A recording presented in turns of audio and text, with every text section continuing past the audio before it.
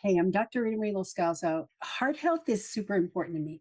It's what took my parents' lives. And they didn't know that they had heart disease until they became a statistic, until they suddenly had fatal heart attacks. It happened to both my parents. There are tests that we know about now and we have access to now that if they done those back then, they would have been able to predict that there was some plaque building up in their arteries, that there was some inflammation building up in their arteries. I believe they could have been saved with the right direction and the right instruction and the right diet and lifestyle choices. That's why I'm passionate about this upcoming Heart Harmony Reset. It's a 5-day fully guided process where I'm going to take you through what some of those assessments are, some of the imaging that you can ask your doctor for. Getting this is super important, knowing your risk. And then once you know your risk, you can look at your genetics. We'll talk briefly about that there. Join me for the Heart Harmony Reset, 5 days, fully guided, and I can't wait to see you there.